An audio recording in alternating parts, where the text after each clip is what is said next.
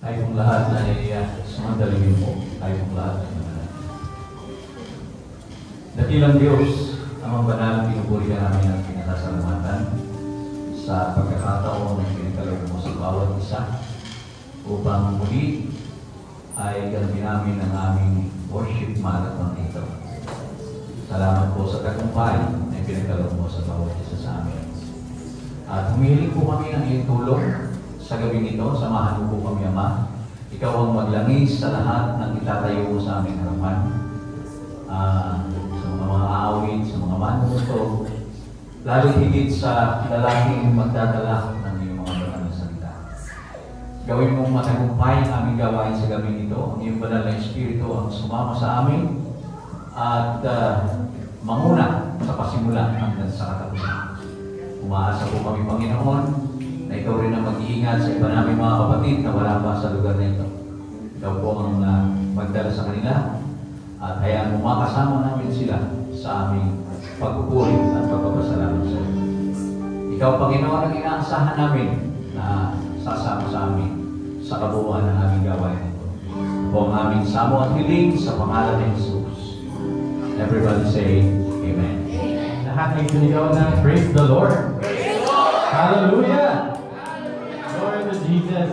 Kahanga-hanga ang mga gawa ng Panginoon sa ating mga buhay. Amen. So isa ito sa mga katotohanan tungkol sa ating Panginoon. Ang Panginoon ay gumagawa, di ba, kumikilos sa ating mga buhay ng paraan na hindi natin inaasahan. Amen. So the Lord moves in miraculous ways. Amen. So isa to sa mga katotohanan ng Diyos na dapat nating purihin, di ba, ang Panginoon sa gabi nito. Praise the Lord. Samahan niyo po kami sa pag-awit natin sa Panginoon.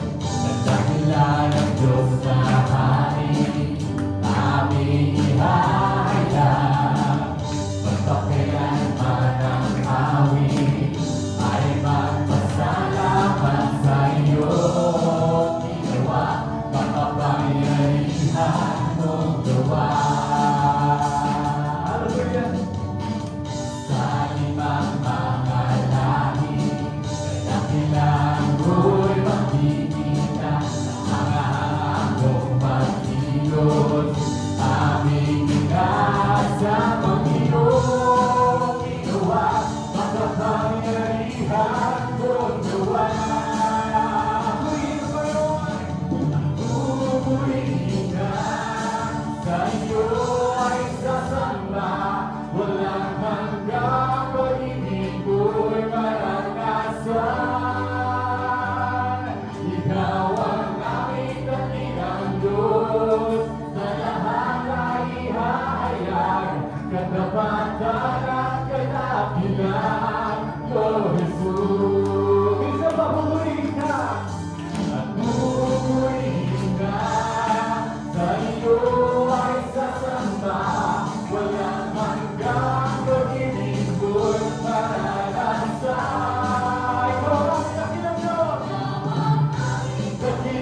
Diyos na lahat ay ihahayag, katapatan at kadakilan ko, Jesus. Ito ba huli natin ang Panginoon? At pupurihin ka, sa iyo ay sasamba, walang hanggang pag-ibig ko'y maranasan. Ikaw ang aking dakilang Diyos, na lahat ay ihahayag, katapatan at kadakilan mo, Jesus.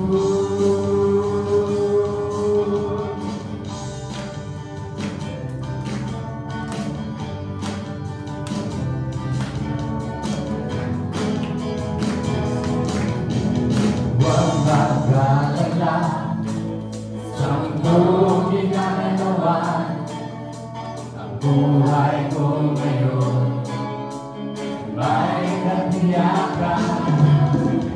Huwag magkahinangan, lumawag sa Kanya, Siya ang kasagutan magpakailanman.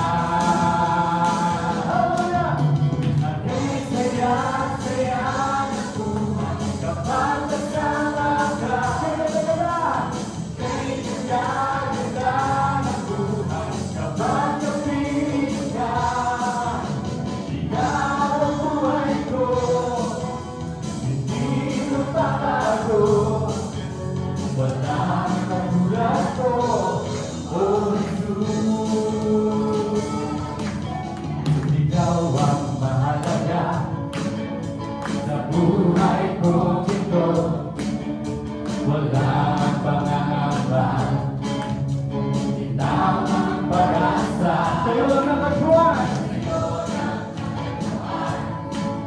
tunay na mag-alakad, na di mababayaran, na kahit ito pa man.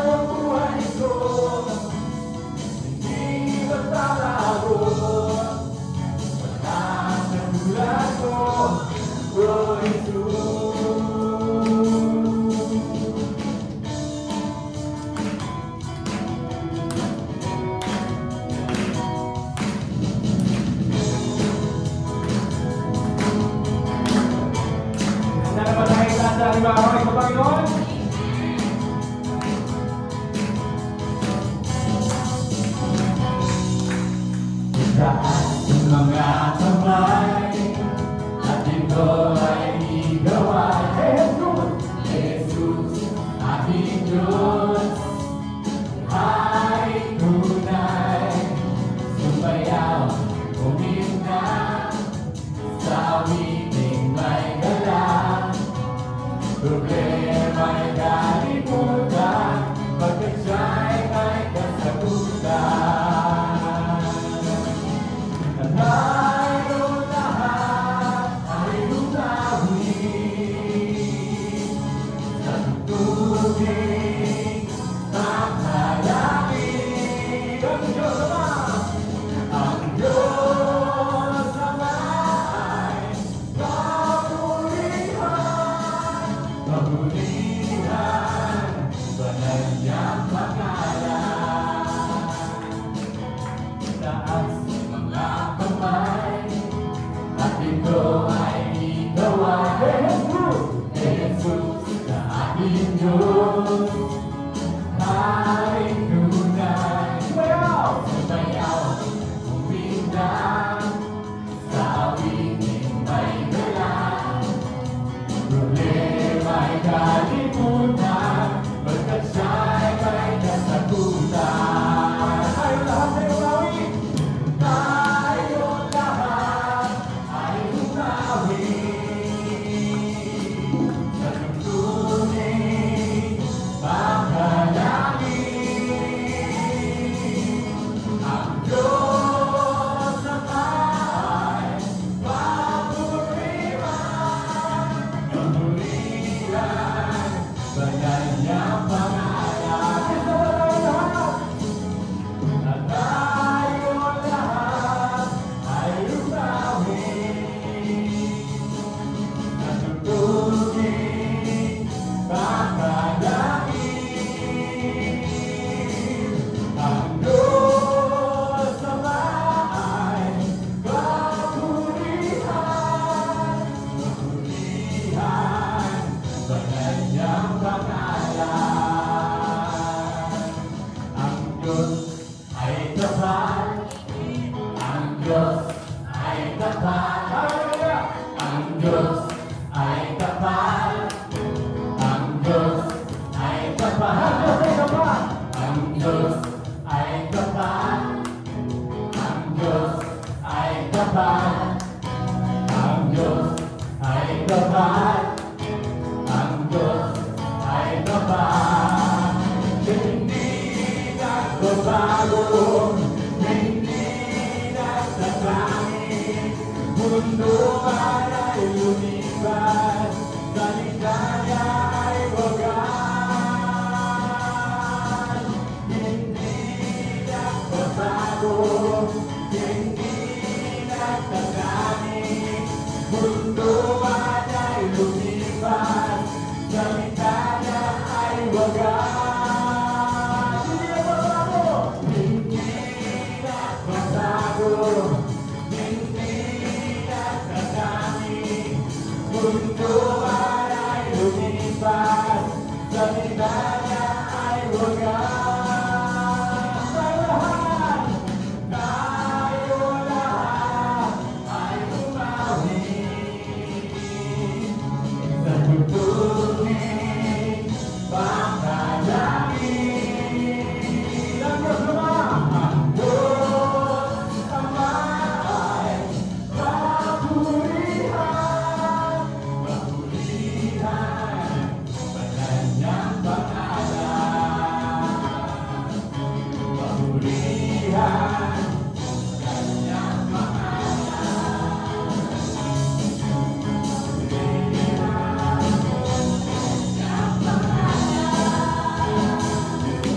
Di magagamba sa kawalan, magpapala ko'y lagi niya ang di magtatakot sa pagkain, pagkakariyan kapalagi, di mag-iingat sa pagsubok, ang kasama ko'y yakap tugos, di mapipigil sa pagkawin, pagkat ikaw ay mabuti, pagkat ikaw ay mabuti.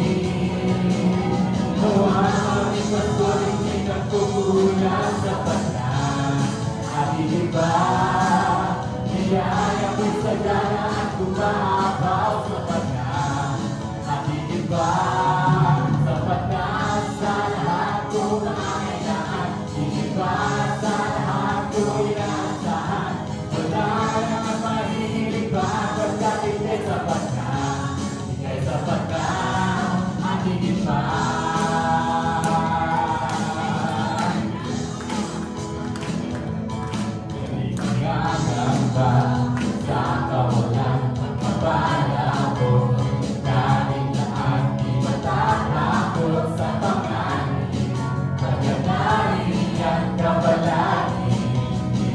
kaibigan. Sa pagsubok ang pagsama ko, tiyak at lubos, di mapipigil sa pag-awit, pagkat ikaw ay mabuti. Dapat mabuti. Ikaw ang aming patuloy, hindi nagkukulang sa pagkat at higit pa.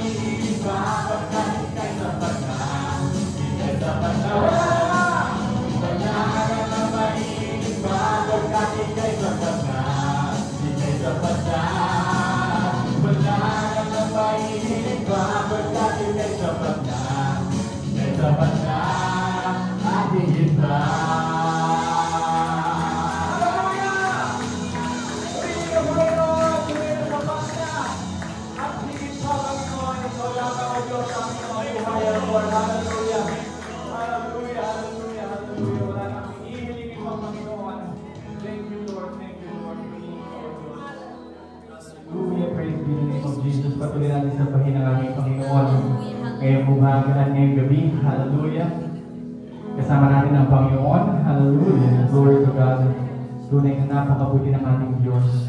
Praise be the name of the Lord.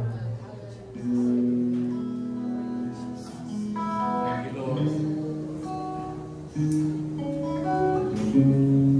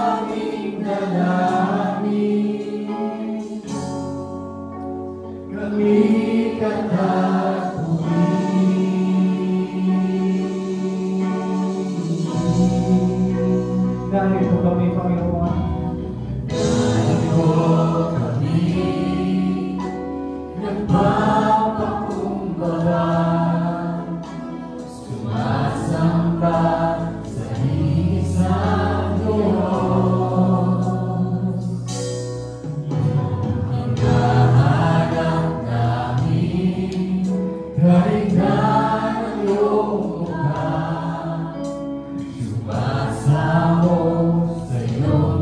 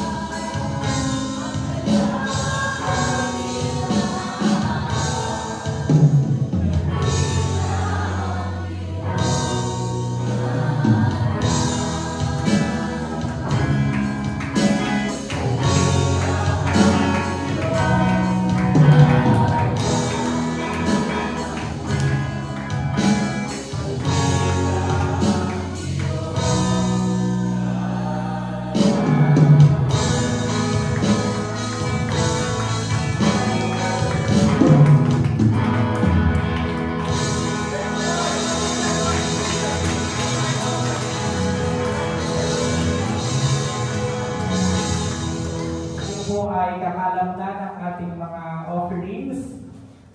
Gentle reminder lang po para sa ating mga activities. So every Wednesday is our Bible study. Thursday is our prayer warrior. Sayang wala si Brother Ian. So nakakatuwa po na meron kami bagong teammates sa aming prayer warrior group, si Brother Ian, yung bagong bautismo natin. At sana ma-encourage din po yung mga bagong baptized natin na sumali sa ating prayer warrior groups. Kung gusto niyo pong makasama sa mga grupo, message nyo lang po si Brother Gab or si Sister Wayne para po may assign kayo doon sa grupo na pwede nyong samahan. As every Sunday, of course, 9 o'clock ang ating service. At ito pong overnight natin every last Saturday of the month. Okay, wala na po ba tayong further announcements? Ate Jane, mga upcoming activities. Yung letter po, available pa. So, yun nga po yung plano natin na bumisita sa buwan ng May doon sa mga family members nyo na gusto pong maaralan, gusto nyo mawin. Hingi lang po kayo ng letter kay Sister Wayne or kay Sister Darren para po mabigyan kayo. Tapos bigay nyo po doon sa mga family members nyo. Yun po ay magsisilbing advance notice na tayo po ay magkakaroon ng intentional na visitation para sa kanila. Okay? Kung wala na po tayong mga upcoming announcement, tayo po'y manalangin sa ating kinamang pagbibigay. Dakilang Diyos, mapagpalang Ama, maraming po salamat sa mga blessings na patuloy mo pong binubuhos sa bawat isa. Dalangin po namin na gamitin mo pa po ito sa ikalalagupan ng iyong gawain. At bless mo po ang mga kamay na nagkaloob at sa mga nagnanais, ngunit kulang ikaw, Panginoon, ng magbukas ang durungawan ng langit para sa mga pagpapala na kanilang matanggap na makabahagi po sila sa gawain ito.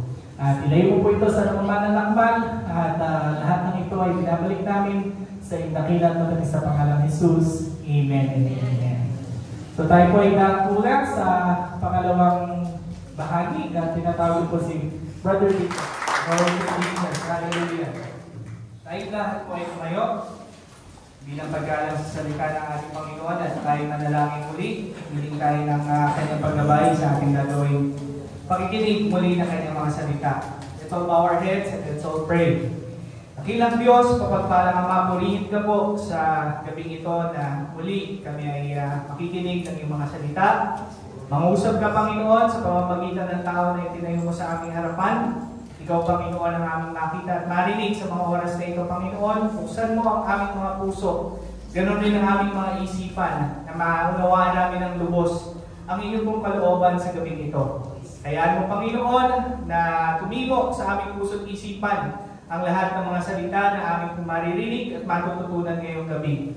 Ang iyong banal na Espiritu, Panginoon, ang siyang kumilos sa bawat isa na naririto. In the mighty name of Jesus Christ of Nazareth, we pray. Everybody say Amen. Amen. Glory to God. Makababalik po tayo sa ating mga upuan. Glory to Jesus. At ngayong gabi po rin ang Panginoon at marami tayo. Sapagkat ang ating pong topic this morning na ba? Almost morning, ay importante. Napakahalaga ang attendance. Masasabi natin, mga kapatid, na ang attendance is a barometer of church health. Can you say amen? Amen. Kapag walang tao dyan, ibig sabihin, hindi po healthy ang iglesia. Tama? Amen. So, yung question na why church attendance is important because if there's nobody in the church, there's a big problem. Amen? That's why it's very important. Now, napakaganda ng shinare ni Brother Elder Rod kanina. Sabi mo nga, yung preaching ni Elder Rod, nagko-complement talaga dun sa preaching na ginawa ko din para sa ating lahat, mga kapatid. At kung ating tinignan, yung big picture ay pinakita ni Elder Rod sa bawat isa sa atin. Amen? Ito yung future. Ito yung destination. na gusto nating ma-achieve, na gusto nating maabot. Amen? At yung destination na yon, yung heaven na pinakita ng ating Panginoon, na ipinarealize sa atin sa pamamagitan ng preaching ni Elder Rod, pinakita rin ni Elder Rod yung kabila nun. Amen? Yung pangit na itsura na kahihinatnan mo in the future, if in case na hindi mo pahalagahan ang gawain ng Panginoon. At ngayong gabi mga kapatid, ay titignan naman natin or i-digest natin ng mas deeper in terms of what is needed ngayong panahon ito sa araw-araw na ginagawa nating mga Kristiyano. So nakita na natin yung destination natin mga kapatid, na yun yung gusto nating destination, yung heaven, at yung ayaw nating destination ay yung hell. Pero paano yung gagawin natin ngayon? Ano yung dapat na ginagawa natin ngayon para ma-achieve natin yung future? Amen? At yun ang kahalagahan ng attendance. In Deuteronomy 31:12-13, before mamatay si Moses at pumalit si Joshua, ay pinatawag ni Moses. Ang sabi niya dyan sa talata, assemble the people, men, women, little ones, and the sojourner within your towns, that they may hear and learn to fear the Lord your God, and be careful to do all the words of this law, and that their children who have not known it may hear and learn to fear the Lord your God as long as you live in the land that you are going over Jordan to possess. Bago pumunta itong mga Israelita, pupunta dun sa pinangakong lugar ng ating Panginoon sa kanila, ay pinatawag nitong si Moses before siya mamatay. Yung mga babae, yung mga lalaki, at yung mga maliliit na mga bata. Para ano? Para sila ay matuto na matakot sa Diyos. So, ibig sabihin mga kapatid, attendance mga kapatid is a must for everyone. Hindi po pwede mga kapatid na ang nandito lang tatay. Hindi po pwede na ang nandito lang nanay. Hindi po pwede na ang nandito lang anak. Ang sabi dito mga kapatid, yung mga nanay, yung mga women, yung mga men, and little ones. Para ano? So that they may hear and learn to fear the Lord. Why? Because right now mga kapatid, kung ating titignan ang panahon natin ngayon, many people don't fear the Lord. Kung titignan ninyo ang Facebook mga kapatid, kung paano nila lapastanganin ang pangalan ng ating Panginoon, kung paano nila i-display yung kanilang hatred about Jesus Christ, sobrang lakas ng loob na nila na gawin yun.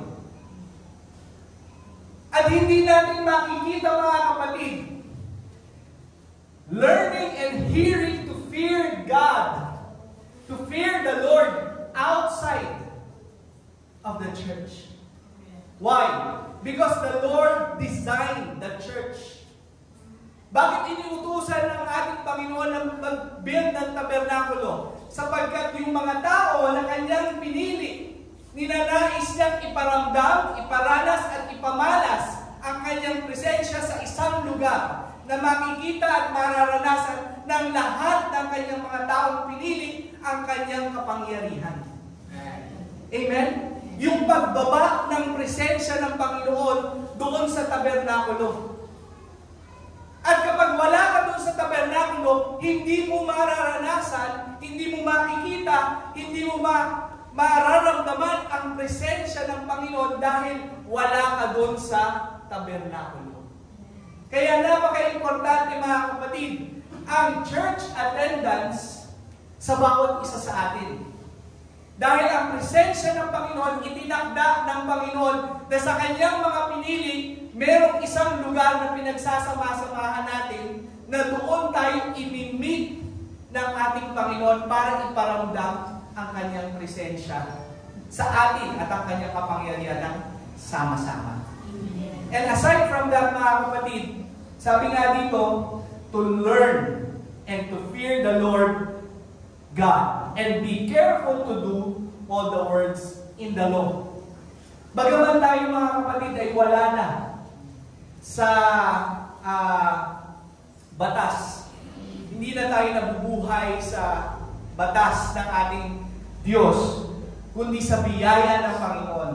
Pero mga kapatid, yung biyaya ng Panginoon na yon ay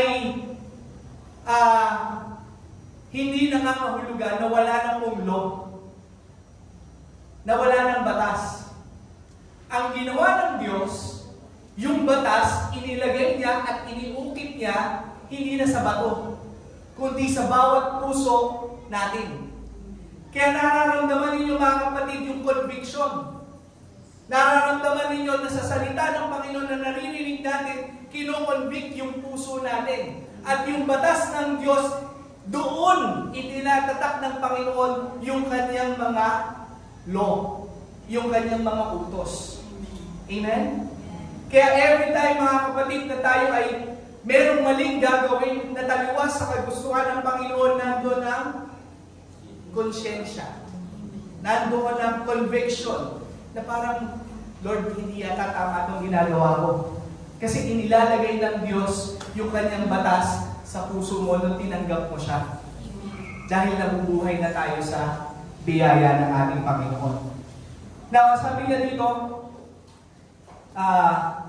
who have not known it may hear and learn to fear the Lord God as long as you live in the land that you are going over the Jordan to possess.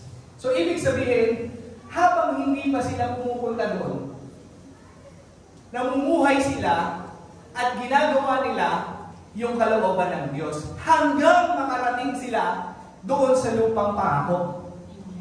You see the relevance of this story to our story.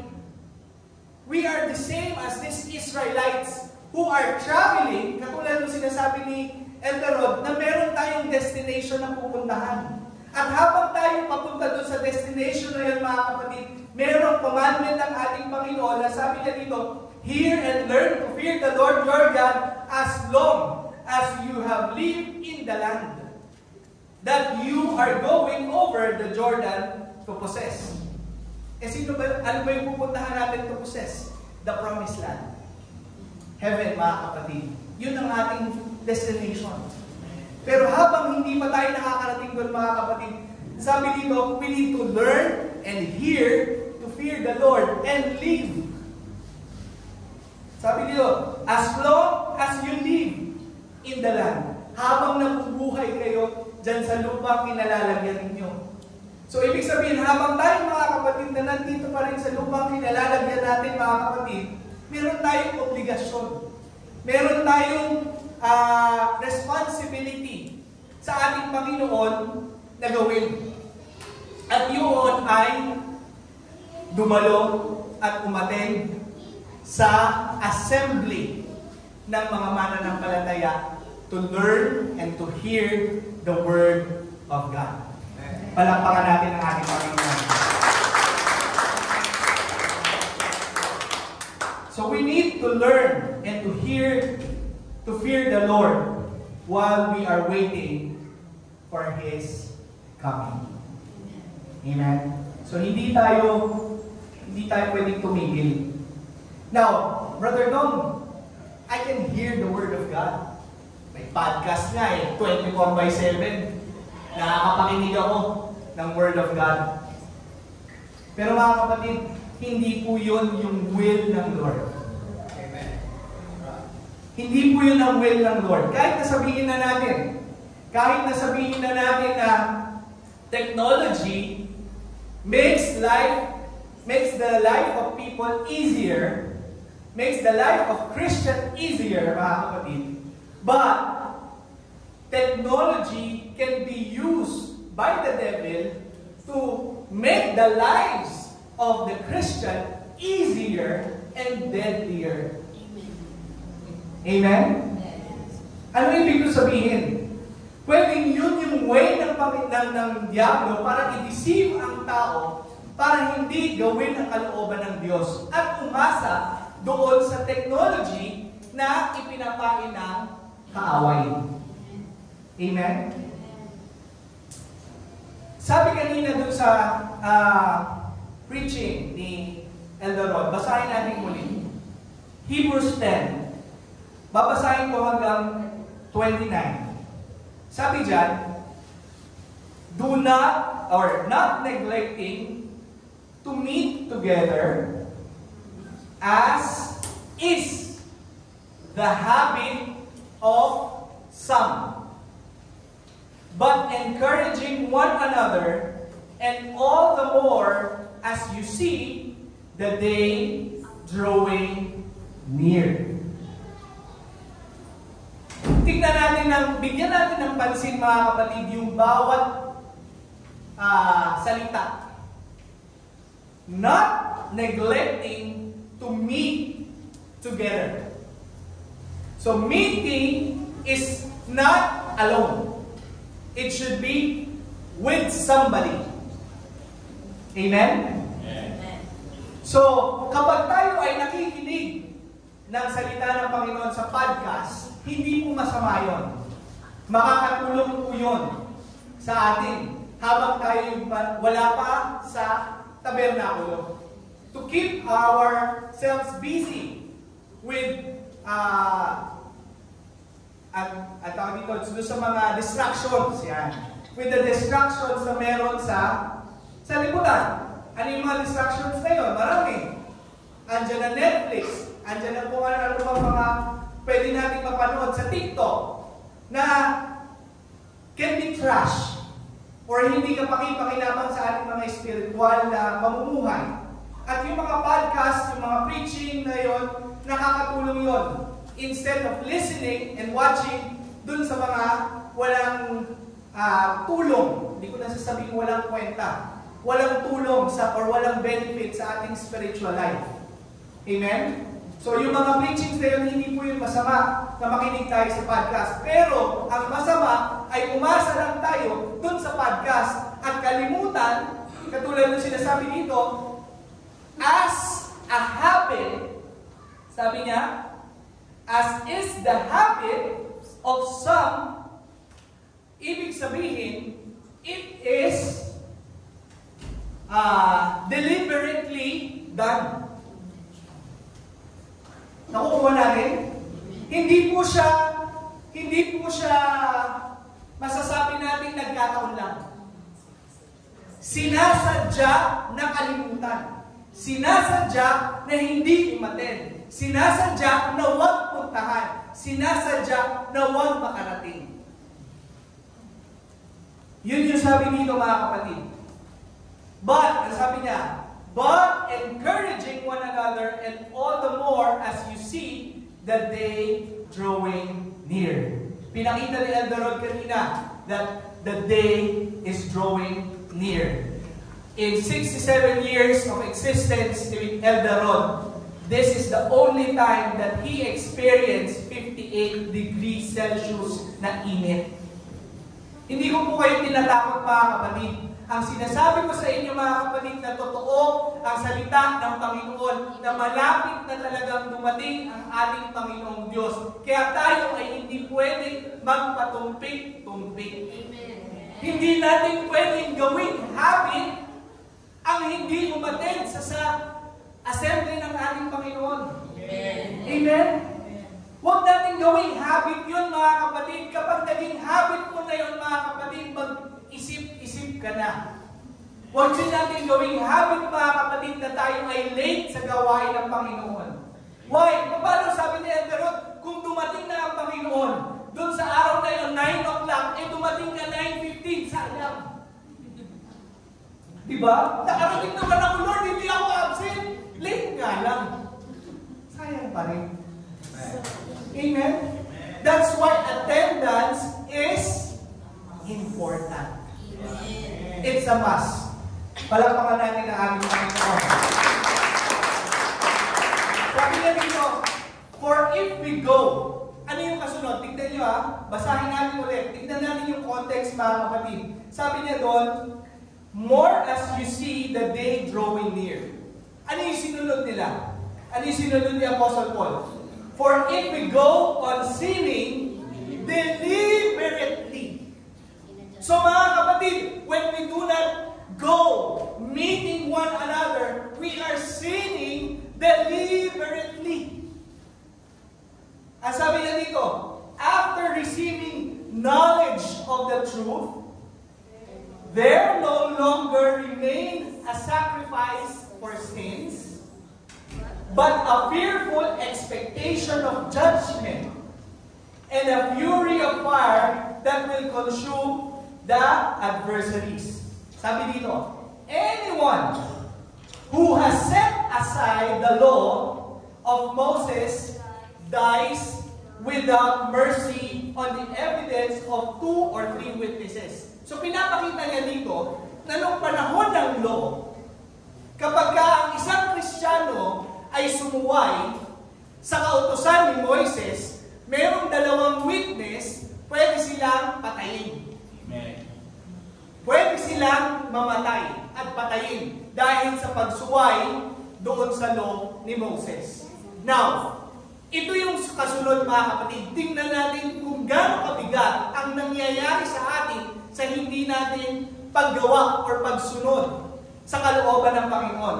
Sabi niya dito, how much more, how much worse punishment do you think will be deserved by the one who has trampled underfoot the Son of God and has profaned the blood of the covenant by which He was sacrificed and has outraged the Spirit of grace.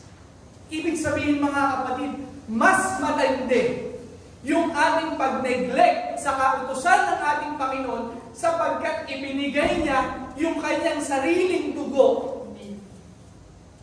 Inialay niya yung kanyang sariling dugo para sa kapatawaran ng ating mga kasalanan, para meron kabayaran sa ating mga kasalanan. How much more or how much worse yung pakiramdam ng ating Panginoon na doon sa ginawa na niya para magkaroon tayo ng biyaya, doon sa grace na yon ay hindi pa natin siya susundin. Or hindi pa natin bibigyan ng halaga yung kanyang mga salita. Mas masahol pa daw yun, mga kapatid. Mas worse pa yun kesa dun sa panahon ng law of Moses. Kasi mga kapatid, ang kamatayan dun sa law of Moses, physical. Pero yung kamatayan, kapag hindi tayo sumunod sa ating Panginoong Jesucristo, sa kanyang mga salita, kamatayan spiritual. Kaya mas worse, mga kapatid. Amen? Kaya napakahalaga. Minsan pinag-iisipan, nung binabasa ko ito, mga kapatid, na nakakapangilabot talaga na ipagpalit ang ating Panginoon sa ibang bagay. Kaya yung attendance, mga kapatid, napakahalaga talaga yun. Kapag nakipag-meet tayo sa Panginoon, ang nangyayari, binabaliwala natin yung grace na in-extend ng ating Panginoon. Every time na deliberately, it becomes a habit of not attending the assembly of the believers. Amen? Amen. Kaya po, napakahalaga talaga ng attendance. Sabi dyan, nilagay ko, sabi nga ni Elder Galo, some of us, probably, it becomes a habit of attending. Ano ibig sabihin? Kasi nakasanayan mo na attend ka ng linggo. Pero mga kapatid, a habit builds a lifestyle. Amen? And if it becomes a habit, mga kapatid, when you did not do something na nakasanayan mo na, it bothers you. Amen? Nakaka-bother. Amen? Hindi ka nakasanayan mo nagtututbrush. Amen? Nakasanayan mo nagtututbrush bago matulog. Okay? Hindi ka makakatulog nang hindi ka nagtututbrush sa gabi. Amen? Pero isipin ninyo, subukan ninyo mga 2 araw or kaya 3 araw lumiban mag-toothbrush. Parang okay na yung pakiramdam. Parang baliwala na. Amen? Parang baliwala na. Matutulog ka, pag-isip mo, uy, parehas na lang ako eh. Diba? Kasi yung habit, mga kapatid, yun yung doon nagsisimula na ito yung magiging lifestyle mo. Amen? Pag nakasanayan mo na hindi ipagpalit or hindi umabsent, doon na darating, mga kapatid, yung conviction that you should go and become a lifestyle that every Sunday is your appointment with God. Amen. No matter what, kung sino man yung appointment mo, my appointment or my priority is my meeting with the Lord. And purihin ang Panginoon sa lahat ng mga nakakasunod dito, mga kapatid. At kung ito ay isang bagay na hindi pa natin napapanagumpayan, mga kapatid, itong pangaral na ito sana ang maging simula para po tayo magkaroon ng habit. Amen? Mag-build ng habit. And once the habit is there, mga kapatid, it will become your lifestyle.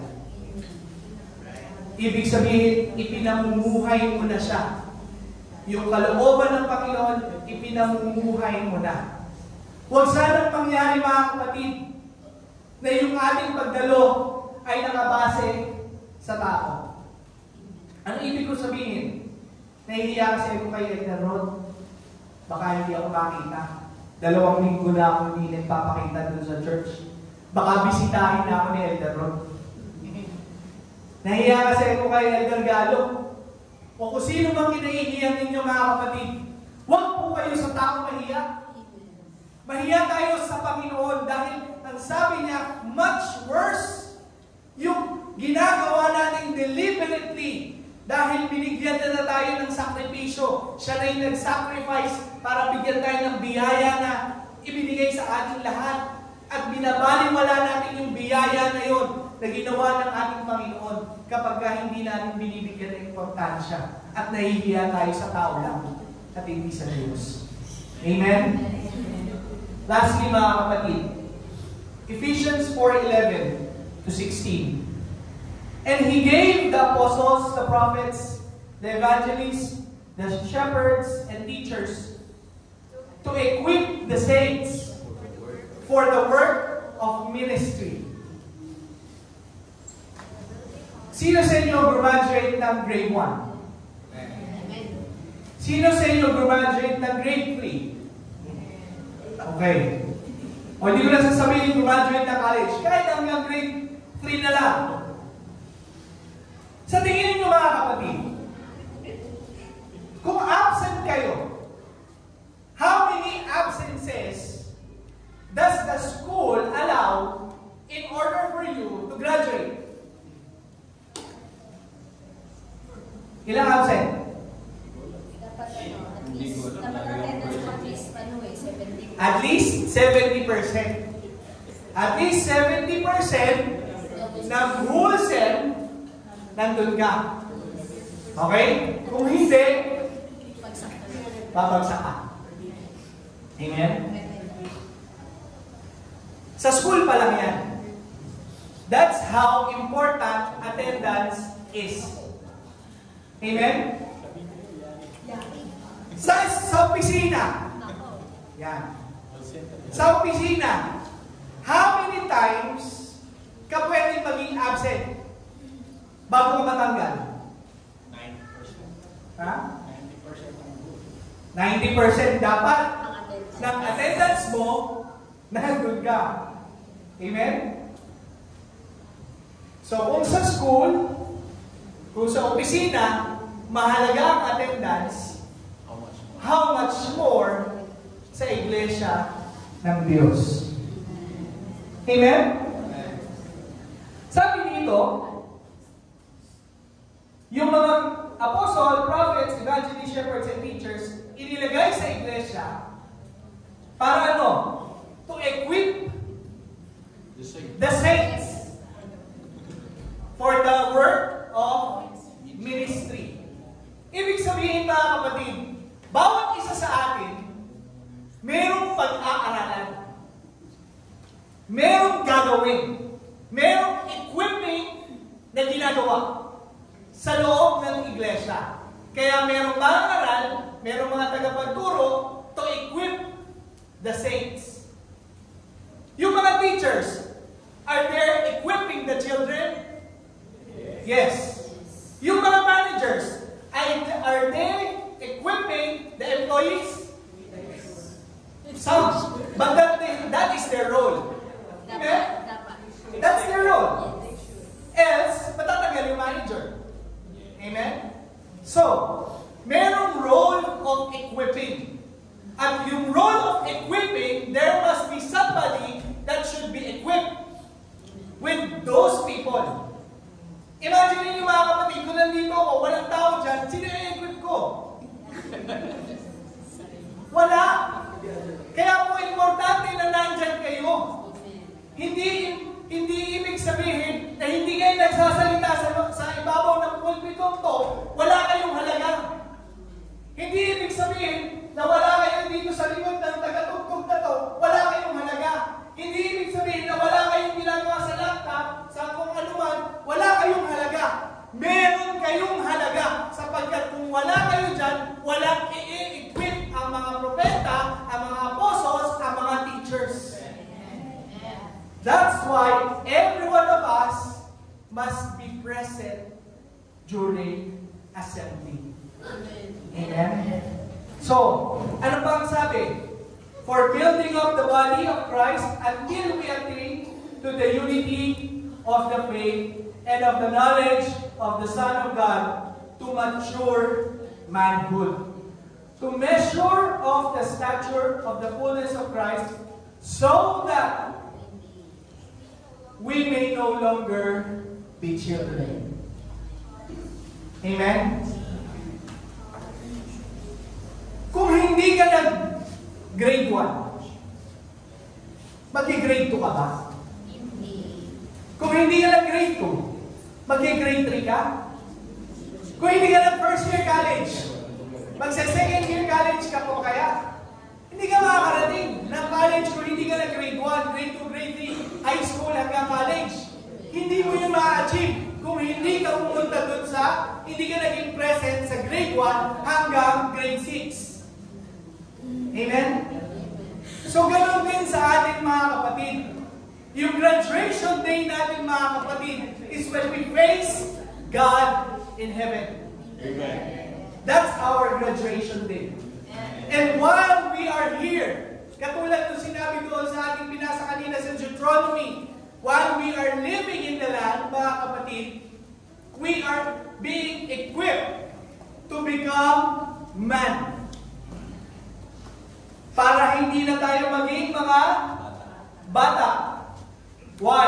Because children are tossed to and fro by the waves and carried about by every wind of doctrine, by human cunning, by craftiness, and deceitful schemes. Rather, as sabi dyan, speaking the truth in love, we are to grow up in every way into Him who is the head, into Christ, from whom the whole body, joined and held together by every joint with which it is equipped. When each part is working properly. Napakaganda yung preaching ni Elder Rod. Gusto ko yung description niya about doon sa gitara. Doon sa string ng gitara. Pinihit ka na ng pinihit ng Panginoon, hindi ka pa rin natotono.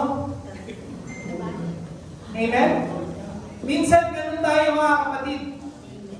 And we should be sensitive enough na doon sa pagpihit ng Panginoon, dapat natututo tayo maging working properly. Yeah. Na dapat every one of us should be working properly. Imagine ninyo mga kapatid, sa paglakad natin, sabi nga sa isang katawan, every one of us are part, fitly joined together. Sabi doon, ine-equip tayo to work properly. Kasi kapag ka merong isa na wala sa tono, pangit talaga yung tunog ng gitara. Amen? Kapag ka isa na naputol, pangit yung tunog ng gitara. Kahit yung bass or yung pinakamaliit, alin man doon ang maputol, pangit yung tunog. Katulad ng description ni Elder Rod. So kung ang bawat isa sa ating mga kapatid, imagine nyo, hindi na nga pangit ang tunog. Wala yung string. Okay lang yung tumutunog pa eh. Present pa. Kahit sintonado, at least na itotono. Pero yung wala talaga yung string doon, kulang, wala talagang solusyon. Amen? Kaya importante mga kapatid, yung presence. Yung attendance. So to be equipped and to function properly. So yung attendance natin dito mga kapatid ay napakahalaga. Kung meron tayong mga kapatid na nakakalimot, dalhin natin sila sa panalangin. Mga kapatid, yung ating prayer warrior, 4 na grupo po yun. Yung 4 na grupo na yun, minsan nagkukulang pa. So sana, hindi po nagkukulang. Sana madagdagan pa ng madagdagan yung marami pang nananalangin at present so that everyone madala natin at mapalakas natin at maging working properly sila bilang mga Kristiyano at anak ng ating Panginoon. Palakpakan natin ang ating Panginoon. So again, why church attendance is important? To hear and learn to fear the Lord. Second, to form a habit and become our lifestyle. And third, to be equipped and function properly. Kung absent ka ng absent, wala ka talagang matututunan sa school, wala ka rin matututunan sa kumpanya mo. Masisibang ka lang. Ganon din sa ating mga kapatid. Sa ating paglilingkod sa ating Panginoon, our presence matters. Our attendance is the barometer of our faith. If our attendance is low, ibig sabihin, it's not our priority. Ibig sabihin, our spirituality is going down. So yan ang barometer natin. Kaya po kahit tinatamad ka, kahit na yung body mo ayaw gumising ng alas 7 ng umaga, pilitin mo mga kapatid. Dahil maniwala ka sa hindi. Kapag ka ginawa mo yan, mapapanagumpayan mo yan, magiging habit mo na yan, hindi ka na makakatiis. Automatic na paglinggo, ganyan na yung pagdating na alas 7, gising na kaagad yung diwa mo kasi naging habit mo na, lifestyle mo na makikipagniig tayo sa Panginoon tuwing linggo. Amen? Amen? So I hope everyone will be present until the day of the Lord. Amen? Amen. Glory to Jesus. Glory to God. Glory to God. Hallelujah. Purihin na Panginoon. Mawit muna tayo ng isang awit ng pasasalamat. sa ating Panginoon. Wala nang every sacrifice, wala nang lamb na isa-sacrifice. Ginawa na ng Panginoon lahat para bayaran, para maging patubos yung ating mga kasalanan. At ang kailangan na lang ay yung ating pananampalatayang matibay doon sa ating Panginoong Jesucristo na siyang gumawa noon para sa atin. Glory to Jesus. Give thanks with a grateful heart. Give thanks to the Holy One. Give thanks, hallelujah, because it's given Jesus Christ, His Son. Give thanks with a grateful heart. Give thanks to the Holy One. Give thanks because it's given Jesus Christ, His Son.